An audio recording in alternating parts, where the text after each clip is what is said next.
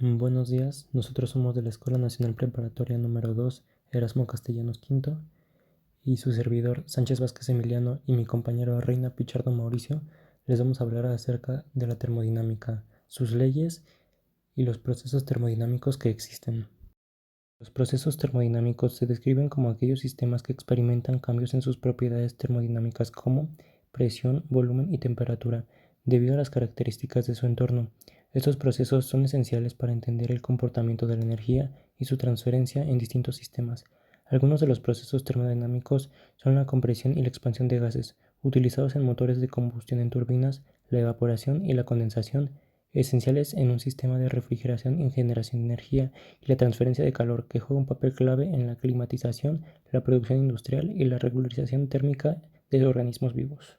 Dependiendo de las condiciones en las que se desarrollan, estos procesos pueden clasificarse en isotérmicos, es decir, a temperatura constante; isobáricos, o sea, a presión constante; isocóricos, o también conocidos como a volumen constante; y adiabáticos, es decir, sin intercambio de calor en el entorno.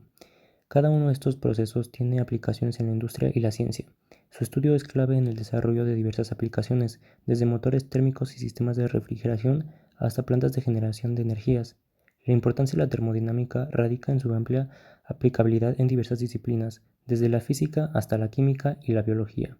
Su conocimiento es indispensable para el avance de la tecnología y la optimización de procesos industriales y energéticos. Dado su amplio alcance, la termodinámica sigue siendo un pilar esencial de la ciencia y la tecnología, proporcionando herramientas teóricas y prácticas para abordar los desafíos energéticos y ambientales del futuro. Por ello, la termodinámica continúa siendo una ciencia de gran relevancia en la actualidad, impulsando la investigación y la innovación en múltiples campos del conocimiento. Su estudio no solo permite mejorar la eficiencia energética y tecnológica, sino que también abre nuevas oportunidades para el desarrollo de soluciones que favorezcan un equilibrio entre el conocimiento industrial y la conservación del medio ambiente, garantizando un futuro más sostenible y eficiente para las próximas generaciones. Objetivos. El propósito principal de esta experiencia de laboratorio es realizar una investigación y plasmar en un video de manera colaborativa por los integrantes del equipo y que el material sea grabado por los mismos. El material bibliográfico será sobre procesos y ciclos termodinámicos. 2. El video deberá explicar las 3 leyes de la termodinámica, resaltando cuál es la importancia de cada una de ellas y sus posibles restricciones. Se aplicarán los principales procesos termodinámicos que existen, como lo son adiabático, isotérmico, isocórico e isovolumétrico. Por último, así como se desarrollarán los principales ciclos termodinámicos: ciclo de Carnot, ciclo del motor de Otto y ciclo diésel.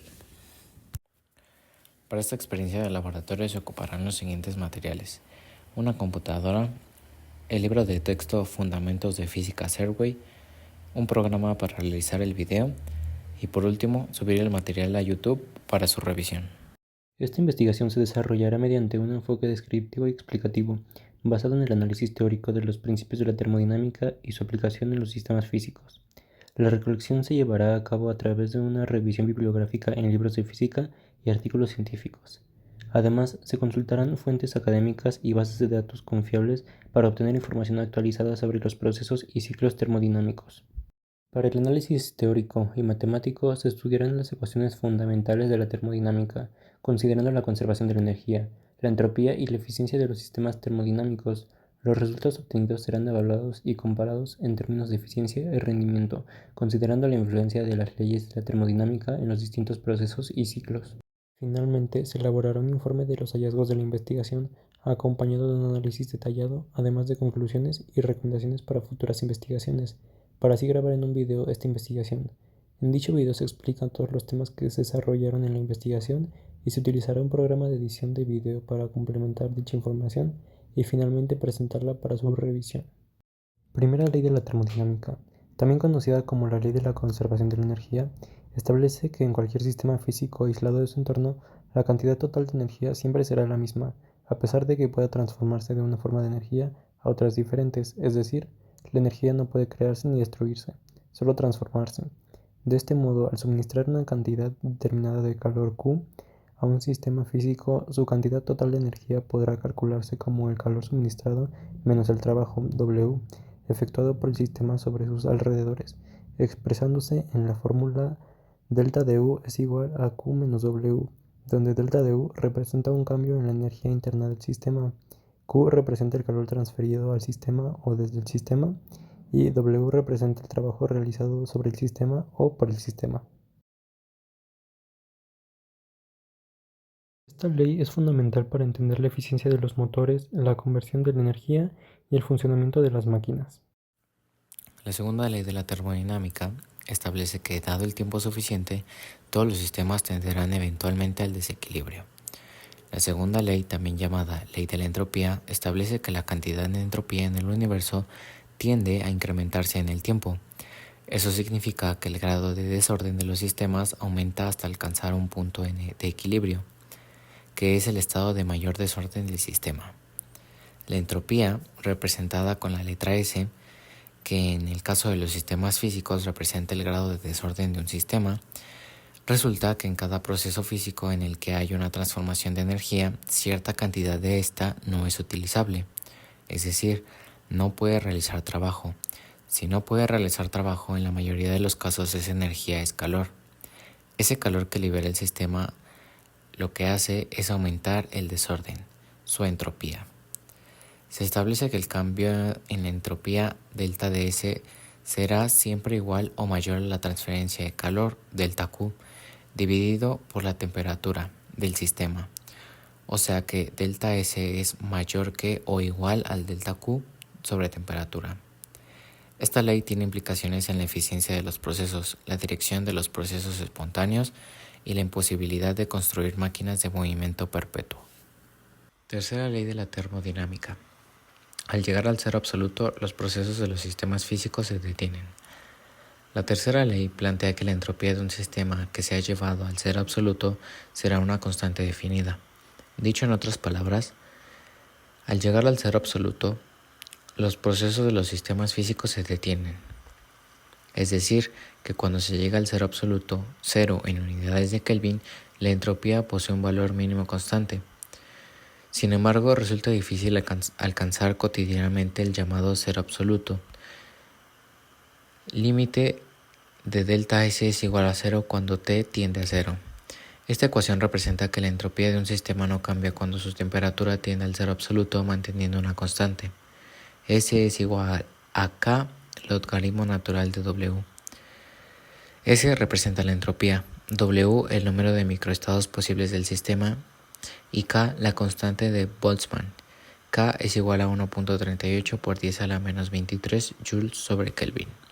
Es decir, la entropía de un sistema es K veces el algoritmo natural del número de microestados posibles.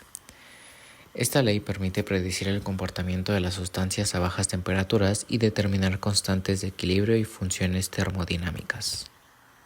Historia de la termodinámica. A pesar de contar con este nombre, fue la última en ser postulada. También es conocida como la ley del equilibrio térmico y dicta que, si dos sistemas están en equilibrio térmico de forma independiente con un tercer sistema, deben estar también en equilibrio térmico entre sí. Esta ley puede expresarse lógicamente del siguiente modo: si A es igual a C y B es igual a C, entonces A es igual a B. Esta ley nos permite comparar la energía térmica de tres cuerpos distintos, A, B y C. Si el cuerpo A se encuentra en equilibrio térmico con el cuerpo C, es decir, que tiene la misma temperatura, y B también tiene la misma temperatura que C, entonces A y B poseen igual temperatura. Esta ley permite la definición de escalas de temperatura y la medición precisa de esta, lo que es crucial para la ciencia y la ingeniería. De ahí es de donde radica su importancia. Procesos termodinámicos. Existen diferentes tipos de procesos termodinámicos. A continuación, explicaremos cada uno de ellos. El proceso isocórico se efectúa a volumen constante. Si el volumen de un sistema termodinámico es constante, no efectuará trabajo sobre su entorno o viceversa, el entorno no realiza trabajo sobre el sistema, por lo que el trabajo es igual a cero. Con ayuda de la primera ley de la termodinámica se tiene que Q es igual a delta U, lo que es igual a N por C por V por el delta de T. Lo anterior lo que indica es que un proceso isocórico, toda la energía agregada como calor permanece en el sistema como aumento de energía interna. Un ejemplo de un proceso isocórico es calentar un gas en un recipiente cerrado a volumen constante. Proceso isobárico. Un proceso isobárico es aquel en el que se efectúan a presión constante. En general, en un proceso isobárico, ninguna de las tres cantidades, el delta de U, calor y trabajo, es cero. El trabajo es efectuado por sistemas sobre el entorno o viceversa. En dicho proceso se determina W es igual a P por volumen final menos volumen inicial.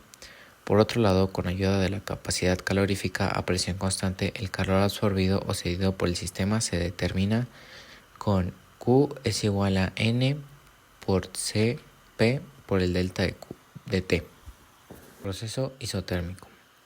Un proceso isotérmico es aquel que se efectúa a temperatura constante. Para ello, todo intercambio de calor con el entorno debe efectuarse con tal lentitud para que se mantenga en equilibrio térmico. Para un gas ideal, dado que la temperatura no varía, el cambio de la energía interna es cero, es decir, el delta de U es igual a cero. Por lo que, de acuerdo a la primera ley de la termodinámica, se tiene que Q es igual al trabajo, lo que quiere decir que toda energía que entre en el sistema como calor deberá salir como trabajo, efectuado por el sistema. El trabajo efectuado por sistema sobre el entorno o viceversa en dicho proceso se determina como el trabajo es igual a N por R por T por el logaritmo natural del volumen final entre el volumen inicial. Proceso adiabático es aquel donde no entra ni sale calor del sistema, lo cual implica que el calor es igual a cero. Un proceso adiabático se puede realizar rodeando el sistema con un material térmicamente aislante o realizando el proceso con tal rapidez que no haya tiempo para que exista un flujo de calor apreciable. Con ayuda de la primera ley de la termodinámica se tiene que, para todo proceso adiabático, el intercambio de energía interna del sistema es igual a menos el trabajo. Por lo tanto, se puede ver que cuando un sistema se expande adiabáticamente, el trabajo es positivo, es decir, el sistema efectúa trabajo sobre su entorno, así que el intercambio de energía interna es negativo y la energía interna disminuye. Si un sistema se comprime adiabáticamente, el trabajo es negativo, es decir, el entorno efectúa trabajo sobre el sistema y el intercambio de energía interna aumenta. Para las leyes de la termodinámica existen ciertas restricciones. Por ejemplo, para la primera ley no se puede crear ni destruir la energía, solo transformarse.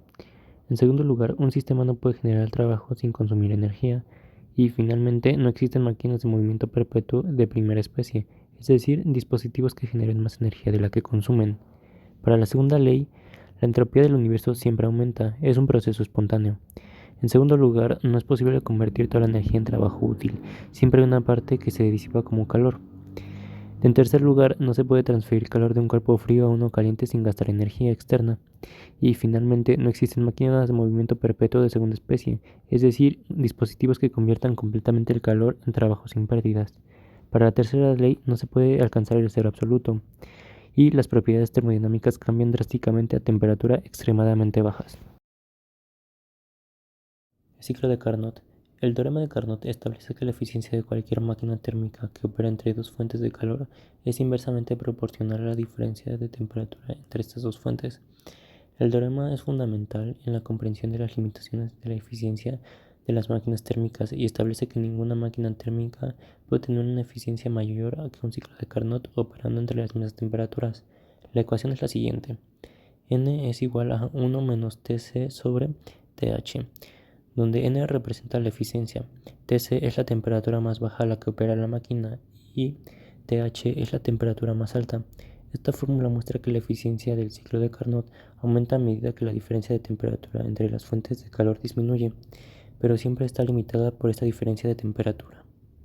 El ciclo de Carnot es un modelo teórico que describe la operación de una máquina térmica ideal y se compone de 4 procesos termodinámicos, 2 isotérmicos y 2 adiabáticos. Algunos tipos de máquinas operan conforme a lo establecido a este ciclo. Algunos ejemplos son las máquinas frigoríficas como el refrigerador o el aire acondicionado. Operan según un ciclo inverso al motor de combustión interna. En este caso, se extrae el calor del espacio interior y se disipa hacia el exterior. Durante el ciclo de refrigeración se llevan a cabo procesos de compresión adiabática, condensación isotérmica, expansión adiabática y evaporación isotérmica. En una máquina el ciclo se recorre en sentido horario. Para que el gas produzca trabajo. Las transformaciones que constituyen el ciclo de Carnot son expansión isoterma 1 a 2, El gas absorbe una cantidad de calor Q1 manteniéndose a la temperatura del foco caliente T1. Expansión adiabática 2 a 3. El gas se enfría sin pérdida de calor hasta la temperatura del foco frío T2. Compresión isoterma 3 a 4. El gas cede calor Q2 al foco frío sin variar de temperatura. Compresión adiabática 4 a 1. El gas se calienta hasta la temperatura del foco caliente T1, cerrando el ciclo. El ciclo de Otto es el proceso termodinámico que se emplea en motores de combustión interna de encendido por chispa eléctrica. Es llamada así debido a que toda la energía generada por el motor tiene su origen en la cámara interna destinada para ello. Dentro del ciclo de Otto podemos encontrar dos tipos de motores, los motores de 4 tiempos y los motores de 2 tiempos. En el diagrama del ciclo de Otto en motor de 4 tiempos está basado en 4 etapas que se corresponden con los 4 procesos que se llevan a cabo para generar potencia. Primero es el ciclo de admisión, el proceso real que no forma parte del ciclo ideal. En esta fase el movimiento hacia abajo del pistón dentro del cilindro permite que entre la mezcla de combustible y el oxígeno. En segundo lugar está la compresión, un proceso adiabático. Una vez que el pistón llega a la parte más baja del cilindro, ambas válvulas se cierran y empiezan su carrera en sentido ascendente. Expansión, proceso adiabático. Al llegar a la parte más alta del cilindro, se alcanza la máxima presión. En este punto, las dos válvulas se encuentran cerradas. Esta es la única fase donde se produce trabajo. Escape. Proceso isocórico. En esta fase final del ciclo el cilindro baja de nuevo en sentido ascendente y esta vez la válvula de escape se encuentra abierta, expulsando los gases de la combustión. Diagrama del ciclo de Otto en motor de 2 tiempos. En este tipo de motores la principal característica es que este proceso se reduce a 2 fases en vez de 4. A esto lo primero que se toma en cuenta es que cada vez que el pistón viaja dentro del cilindro, el cigüeñal se mueve 180 grados. Este tipo de motores, los procesos de admisión y compresión se hacen juntos y por su parte los de combustión y escape lo hacen igual. Esto hace que el número de recorridos del pistón dentro del cilindro se reduzca a la mitad y que el cigüeñal dé una sola vuelta en lugar de 2. Eficiencia térmica del ciclo de Otto. La eficiencia térmica de un motor que opera bajo el ciclo de Otto depende de la relación de la compresión R y el exponente adiabático, gamma, dado por la ecuación N es igual a -1 sobre R por gamma -1, donde R es la relación de compresión volumen 1 sobre volumen 2 que influye directamente en la eficiencia del motor, y gamma coeficiente adiabático, Cp sobre Cv, que depende del tipo del gas utilizado. Los motores con mayor relación de compresión tienden a tener una mayor eficiencia térmica, pero pueden sufrir detonación, es decir, un golpeteo en el motor si la compresión es demasiado alta. Ciclo diésel. Un ciclo diésel ideal es un modelo simplificado de lo que ocurre en un motor diésel. El motor de combustión interna diésel se diferencia del motor del ciclo de Otto de gasolina por el uso de una mayor compresión de combustible para encenderlo.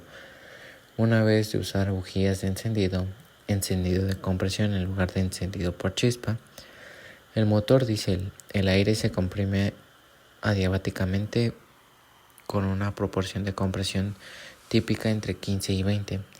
Esta compresión eleva la temperatura al valor de encendido de la mezcla de combustible que se forma, inyectando gasolina una vez que el aire está comprimido. El ciclo estándar de aire ideal se organiza como un proceso adiabático reversible, seguido por un proceso de combustión a presión constante. Luego una expansión adiabática para una descarga de potencia y finalmente una expulsión de humos isovolumétrica. Al final de la expulsión de humos se toma una nueva carga de aire tal como se indica en el proceso. En conclusión, dado su amplio alcance, la termodinámica sigue siendo un pilar esencial de la ciencia y la tecnología, proporcionando herramientas teóricas y prácticas para abordar los desafíos energéticos y ambientales del futuro. Por ello, la termodinámica continúa siendo una ciencia de gran relevancia en la actualidad, impulsando la investigación y la innovación en múltiples campos del conocimiento. Su estudio no solo permite mejorar la eficiencia energética y tecnológica, sino que también abre nuevas oportunidades para el desarrollo de soluciones que favorezcan un equilibrio entre el conocimiento industrial y la conservación del medio ambiente, garantizando un futuro más sostenible y eficiente para las próximas generaciones.